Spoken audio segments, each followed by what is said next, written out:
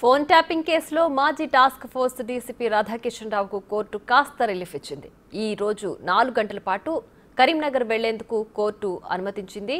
తల్లి అనారోగ్య సమస్య కారణంగా బెయిల్ ఇవ్వాలని కోరడంతో అనుమతి మంజూరు చేసింది.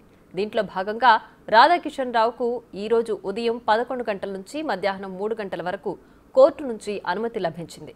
కరీంనగర్లోని ఓ ప్రైవేట్ హాస్పిటల్లో రాధాకిషన్ రావు తల్లి చికిత్స పొందుతున్నారు. ఈ క్రమంలో ఆయన తన తల్లి దగ్గర కొద్ది గంటలు ఉండేందుకు అనుమతి కోరారు. పోలీస్ ఎస్కార్ట్ నడుమ జైలు నుంచి రాధాకిషన్ రావును పోలీసులు కరీంనగర్కు తరలించారు.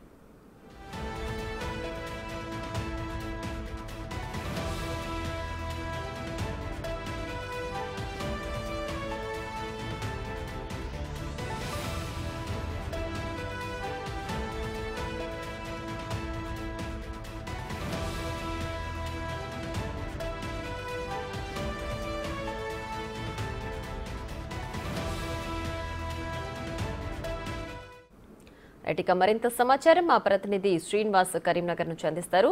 శ్రీనివాస్, చెప్పండి, రాధాకిషన్ రావుకు కోర్టు 4 గంటల పాటు అనుమతి ఇచ్చినట్లుగా తెలుస్తోంది. దీనికి సంబంధించి డీటెయిల్స్ ఏంటి?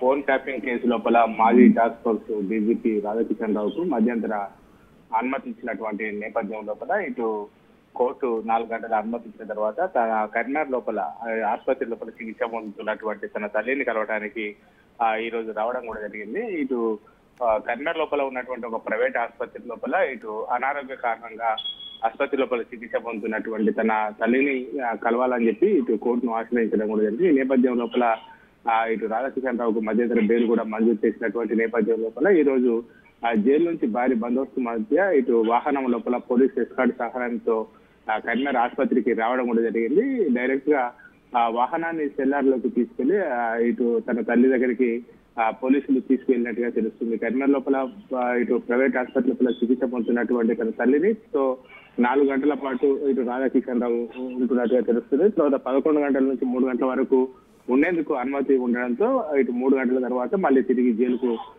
తరలించేటువంటి అవకాశం ఉన్నట్టుగా తెలుస్తుంది. Right Srinivas, thanks for the updates.